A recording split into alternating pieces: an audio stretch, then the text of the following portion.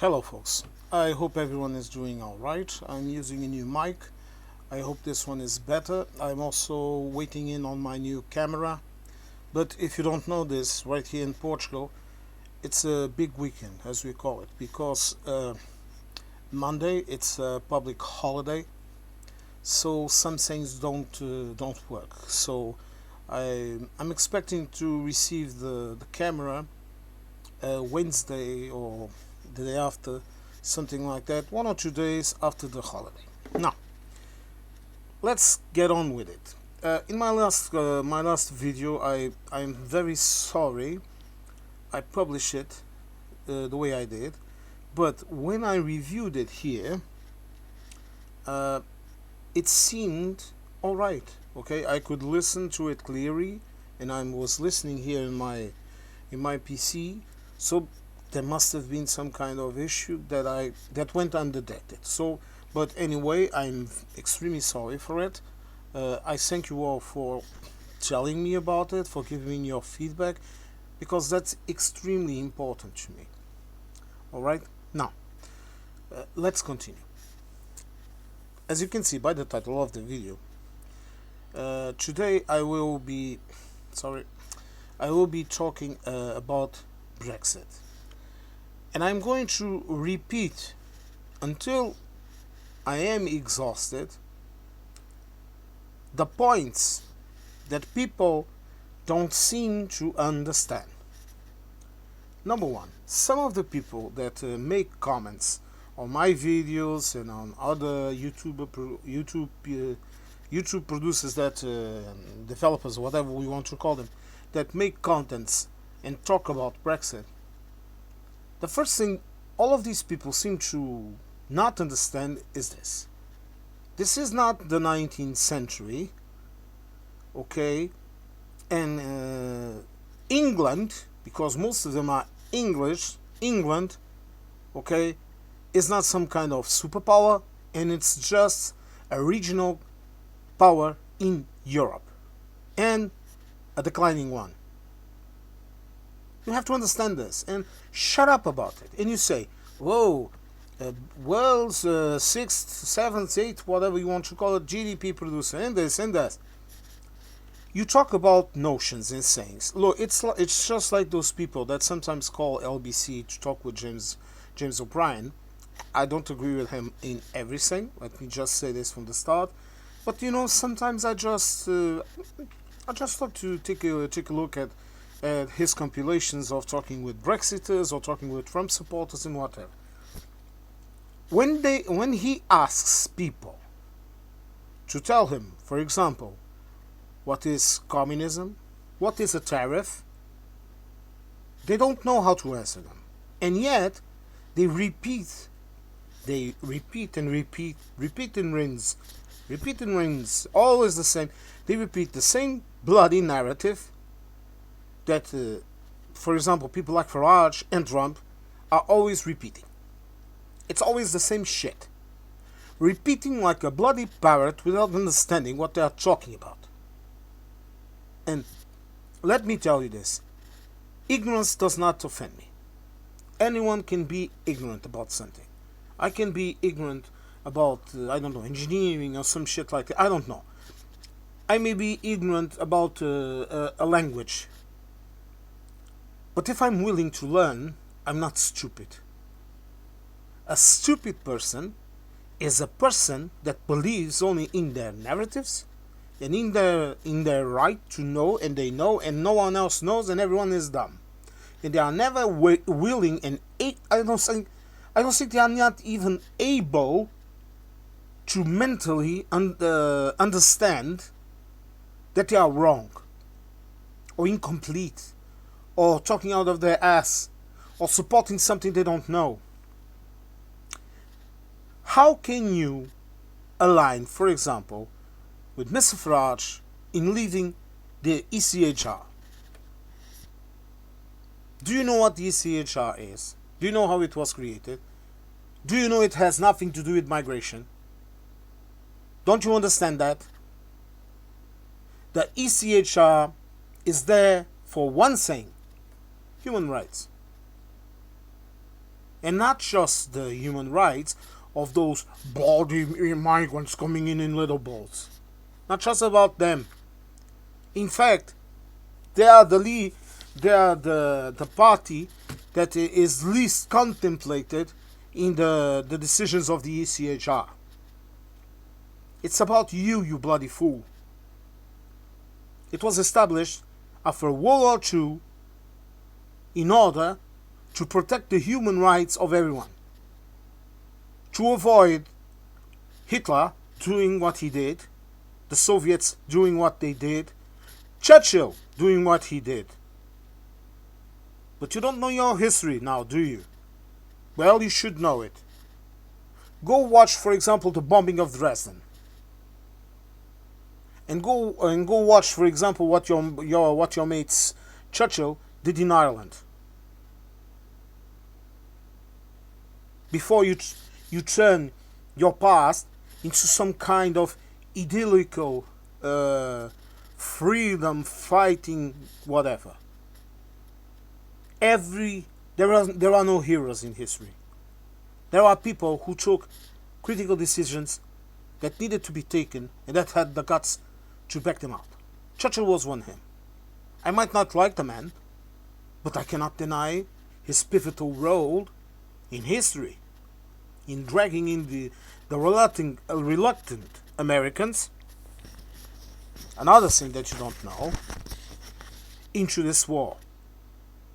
A war that we, the Allies, mainly Britain, paid the Americans to enter in the war supporting the Allies. They were paid. Your country was still paying the loans in the late 90s, if I'm not mistaken. That is another thing that you should also review, like your special relationship, which is a bit like the alliance of 800 years with Portugal, that you honor when it suits you, and that you conveniently forget when it does not suit you. Okay? So shut the fuck up with that shit, grow up, and be a man. Or a woman. Or whatever you want to be. I don't care. I really don't care.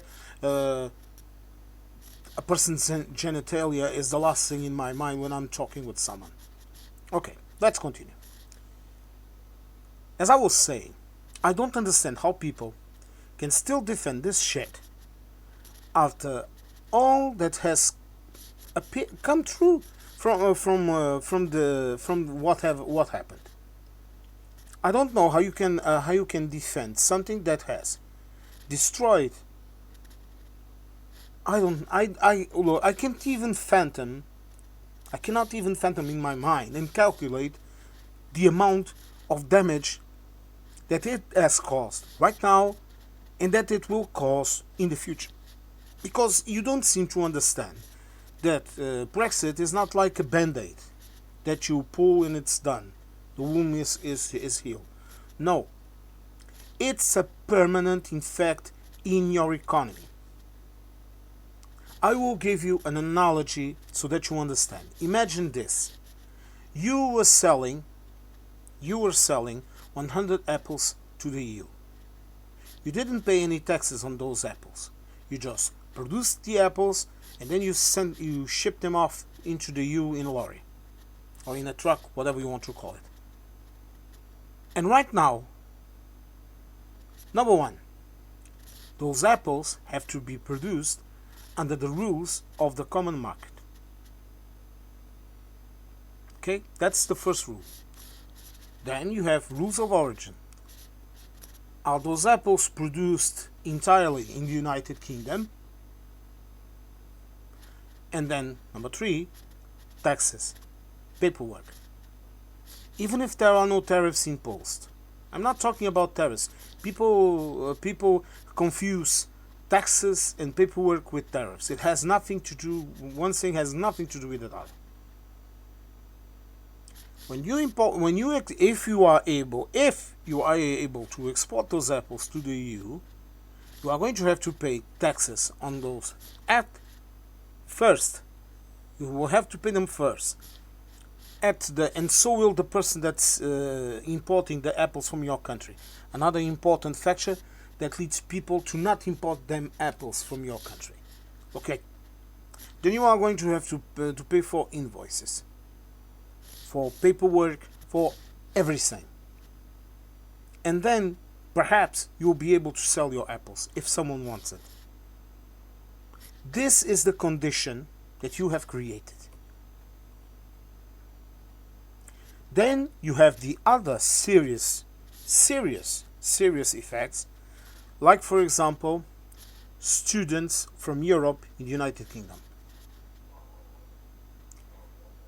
Progressively, Europe is not recognizing the expertise acquired in your country, in your universities, no matter how good they are. Because this type of recognition of expertise, of reciprocity between countries and blocks, for example, you may have an agreement, let's say with Portugal, to recognize the expertise of an engineer, a civil engineer that has, I don't know, taken his course or his degree, got his degree, I don't know, in a university in the United Kingdom. And you might have that reciprocity. And the same thing, you will recognize any civil engineer that has obtained his degree here in Portugal and that wants to work in the United Kingdom. Okay? Or even a British citizen that has gotten his degree here. That is perfectly possible. But that same recognition, you will have to get it in Spain, in France, in the Netherlands, in Germany, in Denmark, wherever you go. And in each recognition, it will be a process, and it will be, okay, and it will be an added cost. And this will only apply if you have reciprocity. If you don't have reciprocity, then that degree, that same engineer, imagine that the British engineer is living here in Portugal, okay, he's working here. And his company has a job to do in Spain. And if you don't know this, in civil construction, every, let's call it, every work site needs to have an engineer that is the so-called the person that is responsible for the work, meaning someone that is directing all the technical aspects of the building process, someone that is surveilling, seeing if the structure is being properly constructed, be it a house, a road, whatever you want to call it, okay? But this is common in every country of the world, okay? The Americans call him the person that is I think it's the site foreman or something like that, okay? A different system, but it's basically the same. Imagine that your engineer, your British engineer with a British degree, it can be a Portuguese engineer with a British degree. It's the same thing. You will have to obtain the recognition here in Portugal, but if there is reciprocity, it's a very simple process. But if he wants to work in Spain, they won't recognize his degree. So that engineer that has the British degree to work in Spain, either they have EU-level recognition that you don't have in the UK, okay, or he will have to go to the proper services in Spain, present his degree, and ask for a recognition of the degree, and wait and pay. This is one of the consequences. Do you understand why lesser and lesser people are going from Europe to the United Kingdom to study? Why have the numbers of EU students plummet in the UK? You want to know what some are doing? Some are doing this. Some students are doing this, and I won't say I know the case. I heard of the case because a friend, a colleague, shared this story with me. Okay, her daughter was finishing up her degree. I won't say in what, in the United Kingdom. Before she finished the degree, she asked for a certification of her abilities or capabilities or what she had been studying or whatever. She returned to Portugal. Okay, she enrolled in a university, a private university here. She presented her credentials, so to speak. It's around here we call it certificado de habilitações. Uh, Roughly transition ability certificate, knowing what you know and what you don't know about a subject, how many years you were in college, learning it, whatever. Okay, and then they enrolled her in the last year of the certification. She did 1 year in university, and then just for context, then she went to Spain and got her master's degree in a university, a private university too. She could have got it here, okay? But I'm just explaining to you that, for example, you can end your college degree, for example, here in Portugal, and you can go to Switzerland and get your master's degree.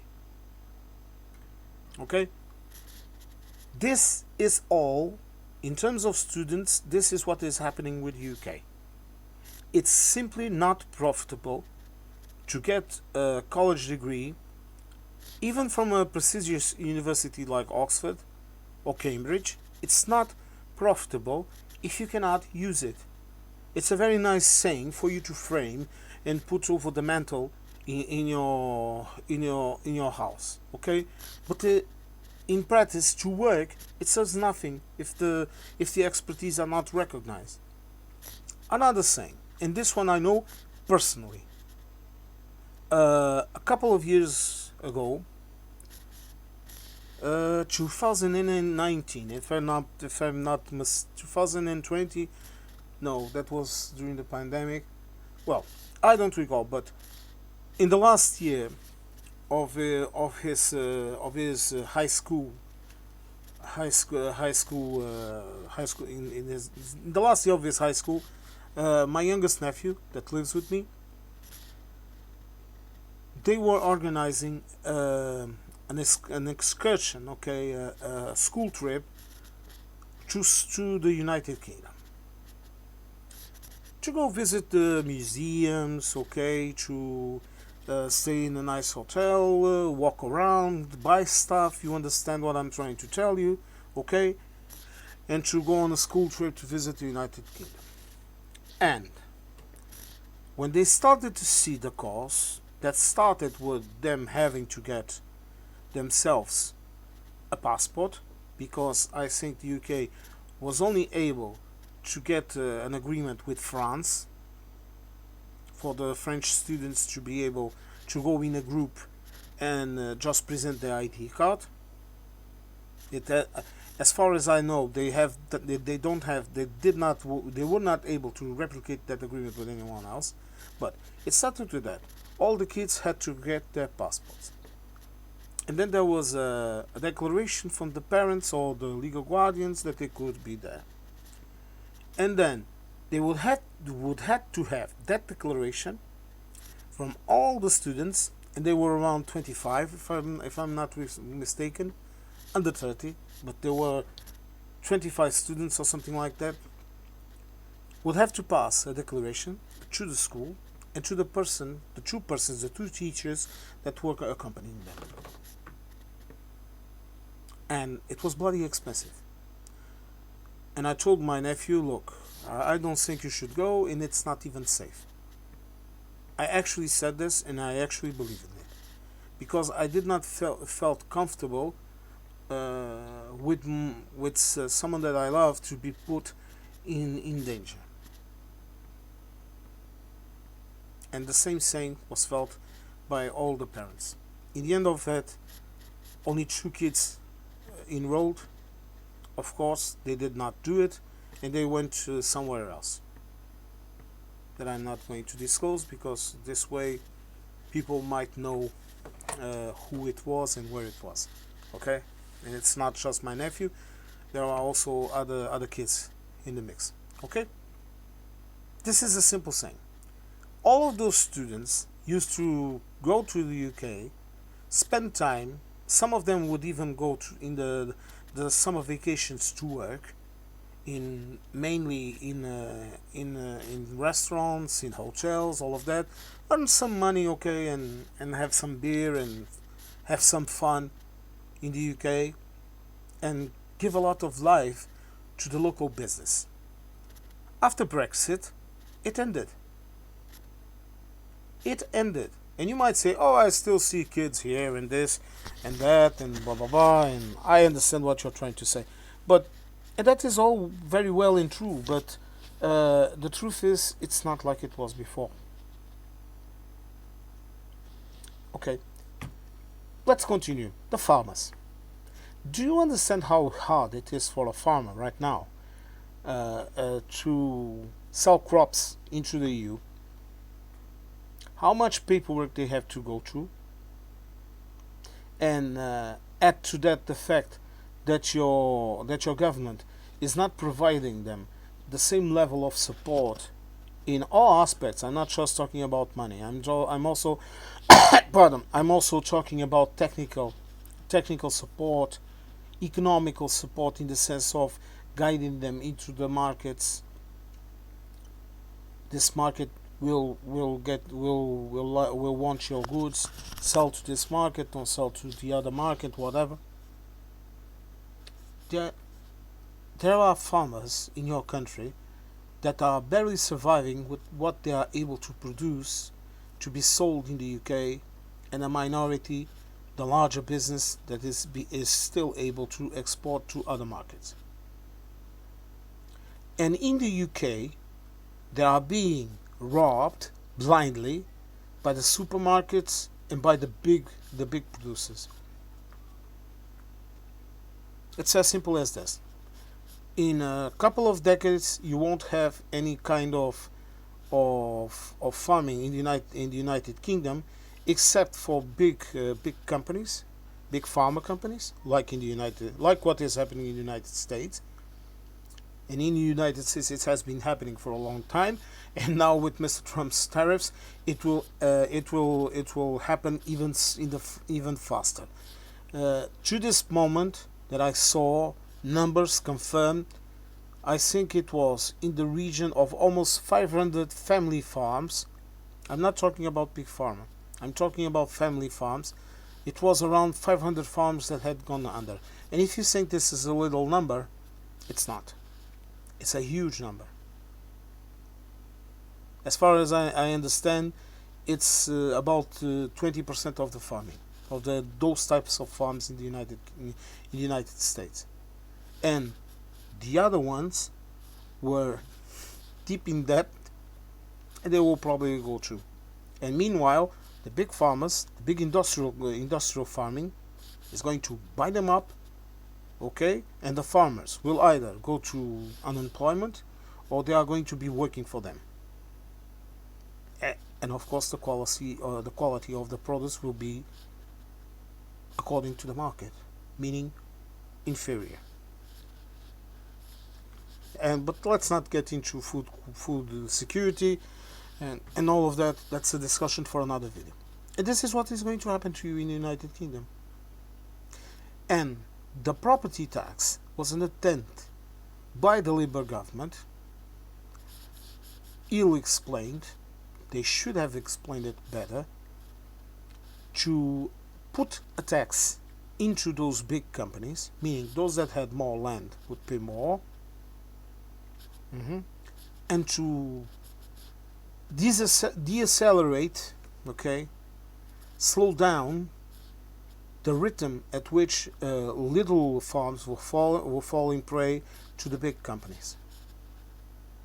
But instead of explaining it, instead of saying that they were doing this as a way to control, number one, tax evasion, Okay, you know a lot of public figures that bought land to hide their money, so to speak, to invest their money safely, and also to force those larger companies to, if they want to expand, then they are going to pay. And instead of doing that, explaining that to the people, and Reeves and Starmer should have done it, and for example, present countermeasures like supporting little farms. No, they just put out the tax and it's done. And to me, in my view, that's incompetence. Because the question here is not the question here for me is this: farms in the European Union are run like businesses. They pay taxes, they have support, because our governments decide to invest in farming because they know they are going to collect the benefits over time in terms of taxes of those farms that are working, that are selling to supermarkets. The supermarkets are selling to us. So the tax revenue of the state it compensates completely the investment in farming. Another thing that the United Kingdom doesn't seem to understand. Okay, and also the health benefits, because if you have a population that is eating better food that is not contaminated, food that is secure, then you will have a healthier population and you will spend less in healthcare. And you will have a more active population that will buy more services, buy more food, live longer. Even that is beneficial. Okay? Even that is beneficial. And you will have less miscarriages, you will have less sick people. It's a win-win situation. Supporting farming, and some people don't seem to understand this, it's a win-win situation. What are the support that the farmers have in the UK? A couple of shameful subsidies that don't amount to anything. And also you have a lot of bad farmers. Bad businessmen farmers in the United Kingdom. Simple as that. But and you want to let's carry on talking a bit about the GDP. Well, first of all, you have to know what the GDP is, and being very, very, very, very, really, really, really very simplistic, very, very naive, you can say that the GDP is the total amount of wealth produced in your country. All of it. Okay? From the guy that is working in the auto mechanic to the guy that is sitting in some bank or high finance business in the city. The entire wealth of people, of companies, all that is produced. It doesn't matter if it stays in the country or not. It's the rough amount of wealth produced in the country. What am I trying to tell you by explaining to you what the GDP is in this clear form? I'm trying to tell you that to Joe, that is walking around in the streets of London and that works 2 or 3 jobs to keep his family afloat, or himself, whatever, but let's say to keep his family afloat, it doesn't really matter to him that Mike, sitting in his office in the city, is making millions out of the finance or the stock market or whatever. And if you have no taxes or low taxes on those types of high producers in finance, in banking or whatever, this means that both Joe and Mike are able to use the services that the state provides. from the roads to the NHS to absolutely everything. But the only person that is really paying taxes is Joe, the guy with the three jobs supporting his family. Because if Mike is not, if he is paying a reduced tax to the proportion of wealth that he has, okay, then who is paying? You, the low and the middle class that have absolutely no way of escaping it. If you are working for someone, or if you have a small business, there is absolutely no way you can escape from paying taxes to the state. And you already pay indirect taxes in your food, in your energy, in your water, in your housing, in all of that. And this is something that people don't seem to understand. The assumption of labor in raising taxes on those services, it's a good start. You have to do it. You have to charge more tax to the person that has, for example, imagine a landlord that has 20 or 30 houses that he is renting. Okay, he should pay more taxes over that property than, for example, a guy that just has a house and he rents it out to earn a bit of money at the end of the month. You have to charge people equitably. You have to have different ways of charging those that earn more, those that have more, and those that have less. But what I'm seeing in the United Kingdom is that systematically they are crushing the middle class and the low class that almost has nothing to give. But they are crushing the middle class and they are turning them all into a low class that only has the right to pay and shut up.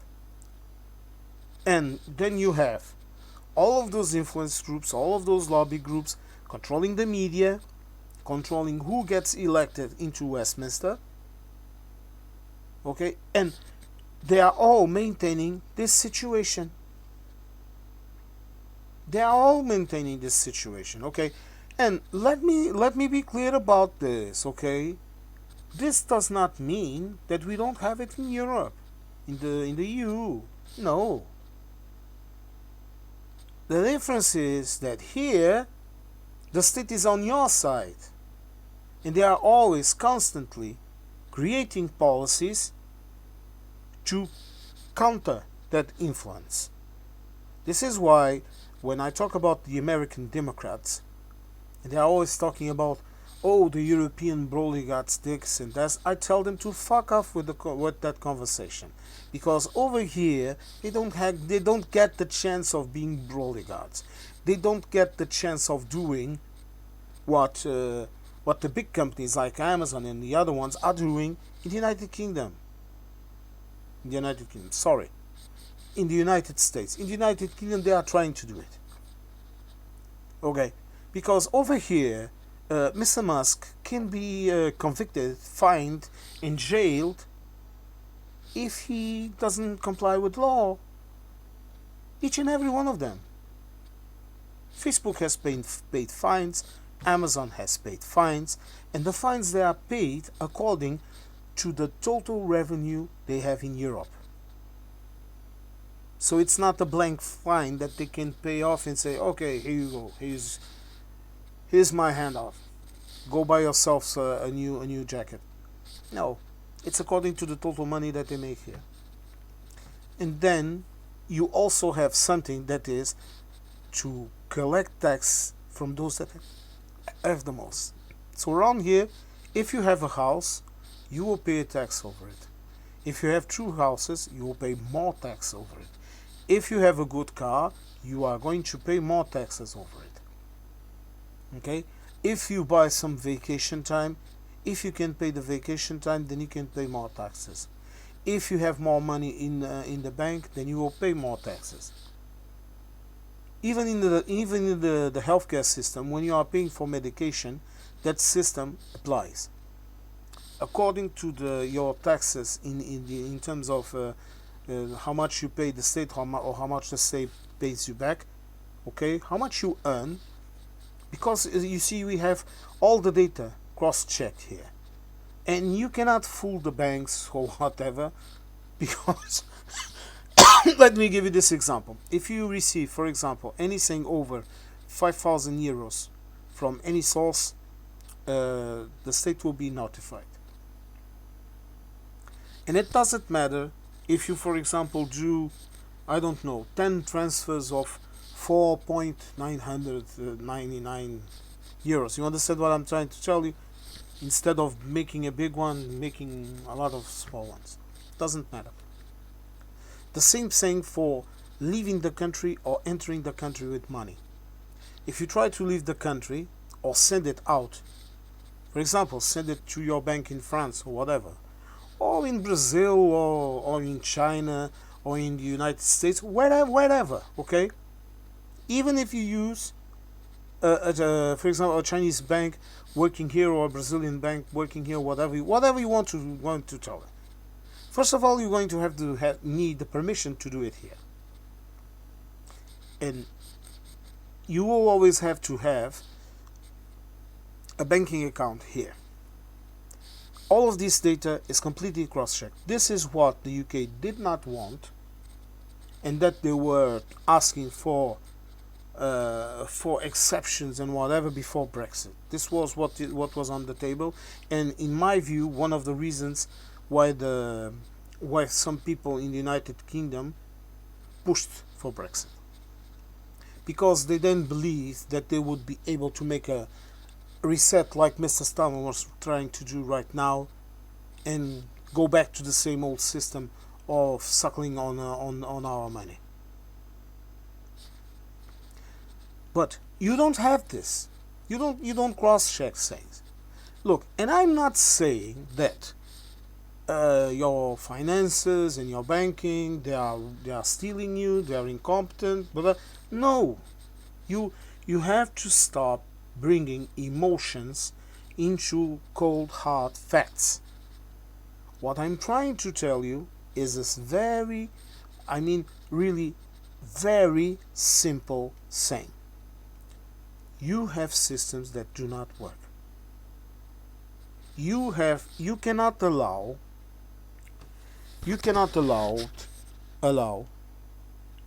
journalists to be paid by external sources, to be paid by any interest group, and you cannot allow politicians to be paid by outside influences. You cannot allow this system of donations. This is very dangerous. This is why that does not exist here.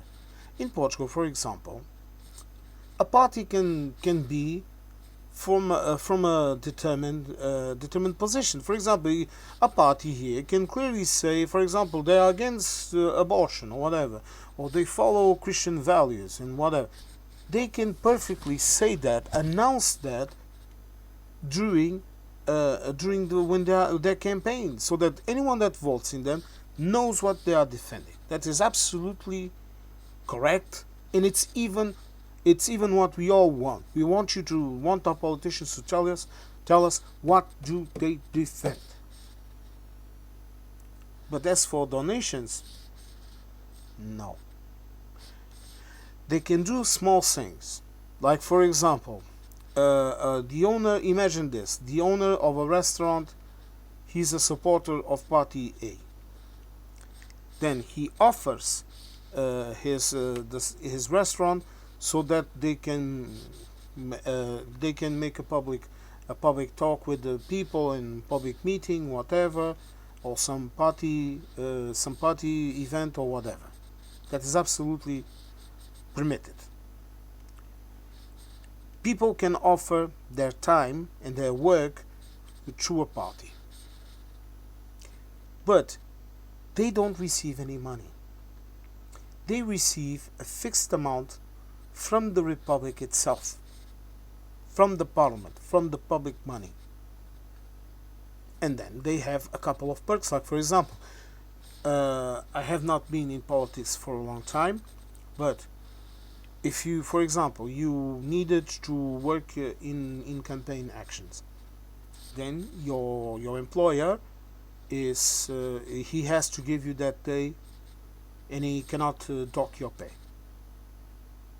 Okay, for example, it has a couple of conditions, and for example, if nothing has changed, I believe that he will pay you the pay for that day minus the what we call the lunch subsidy, which is a part of the subsidy, meaning an amount that is destined for you to eat during that day, and other subsidies. Just the cold pay.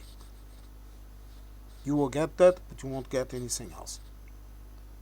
But your employer, he has to give you that day if you are working for the if you are in an activity related to the party. It's the same thing when you are working for any company, public or private, and you are a member of a union, and you need to go to a union congress or whatever. Systems, okay? But what does this prevent? This prevents a situation like in the United Kingdom, where number one, you have the constant attack between A and B, saying that this news channel is supporting the right wing, this is supporting the left wing, this is supporting party A, party B, party C, blah blah blah blah blah blah blah. It avoids this, and it allows you to do something that we do here, which is to compel the journalists to not be biased. They can have their opinions and they can express their opinions, but they cannot twist the truth in order to suit their narratives. They can try it, but number one, the reporters themselves, they have what we call an order, basically a league, whatever you want to, a guild, whatever you want to call it, and they are responsible to monitor themselves, to monitor their honesty, to monitor their work, to monitor everything. And then over that, you have the state that also has a responsibility to intervene. And the consequences of going against this, I have explained this in other videos, but I will explain it here very briefly. A journalist here always has to present the facts. Say what happened. Say that A killed B or B killed C, whatever, you understand. And then that journalist can provide his or her opinion. Well, this happened because A was very hairy and B did not like hairy men. You understand? Or another journalist can say, no, it was A was very hairy and B was not hairy, but it was B that was not very hairy that was provoking A because he was so hairy. You understand? This is the little change that creates a situation in which you can watch a news piece in all channels and you will get the facts. You will not get narratives. And then you will get the perspective of the person that is reporting. For example, here we have 3 channels that are very neutral. And then you have a couple of channels that are not neutral. They are clearly supporting this or that movement or group idea or whatever. But we still can see the facts in that. And if you support that type of view, well, you can watch the news. But we certainly don't have anything like, for example, a right-wing mouthpiece of hatred like GB News. We don't have that. That would not even qualify as a news channel here. They would not last a year. And when I say here Portugal, I can say here Spain, here France, here Germany. No. Okay? It's as simple as this. Because you cannot lie. Journalists play an essential role in society in providing the facts so that the people can decide for themselves. If you had true journalists in the United Kingdom, and I'm not saying that you don't have them, okay? I have heard a couple of people in the United Kingdom. They are good journalists, okay? And they are telling the truth. Issue here is they are a minority, a very slim minority, I might add. But if you have a journalist that, for example, would start to say to the government, Mr. Johnson, you said everything was going to be the same, but now you have signed the Brexit deal that is completely opposite to what you were promising us. Why did that happen? And the fuck bastard wouldn't know what the fuck to say. A good journalist would question Mr. Farage right now continuously. Mr. Farage, what are you talking about? You supported Brexit, you supported the situation. How can you say you are not responsible for it? Do you understand the difference? The big difference. This is one of the reasons why when the British people start to compare the United Kingdom to similar in terms of population countries like France and Germany, when they start to compare themselves to France or Germany, I tell them to shut the fuck up, because you don't know, you haven't got a slightest idea of what you are talking about. And in terms of Brexit, it's the bloody same thing as comparing a guy, the UK, that is riding in his bike in the road, okay, and he's tired, and he watches a car pass by with France and Germany sitting in that car, and they are also a bit tired, but they are in that car, and the United Kingdom is alone in the bloody bike. How thick in the head do you have to be to not understand this simple bloody concept? How? It baffles me. It baffles me how a normal human being can think this way. There must be something wrong with you if you believe in these things. There must be something wrong mentally with you. How can you still support bloody Brexit? Why can you not say these simple words? We fucked up. This was a bloody mistake. Mr. Starmer, take whatever concessions you need to take and try to repair this. And what did Starmer do? He went to the EU. They told him how much money it was needed for him to participate in the weapon procurement and in other things, like for example the youth mobility system. And he humiliated himself in the United Kingdom with the proposals that he did. Him, the negotiators. Expecting the EU to lose our money so that the UK could participate. If I was there, I would be very unpolite, and I would just tell them to fuck off. Are you mocking me? And this situation now, remember that there was a lot of diplomatic work inside of the EU, by the EU Parliament, by the EU Commission, to convince a lot of countries to allow the UK to participate in this. Because it's also of our own interest. We want the UK in these systems. This is something people in the United Kingdom also don't understand. They seem to think that someone in Europe has some kind of sick pleasure in seeing them squirm. We don't give a fuck about that. We don't want to see you squirm. Because if you're squirming, you are bothering us. You are bothering the entire bloody continent. No one is happy to see the United Kingdom suffering. No one is happy to see the countries in the Balkans suffering. No one is happy about any of that. And yet, here we are, answering another question about bloody Brexit because people are just too damn stupid to understand it. And before I end this video, I'm going to tell you this. Any comment talking that type of shit, bollocks talk that I get on this video, it's going to get hidden.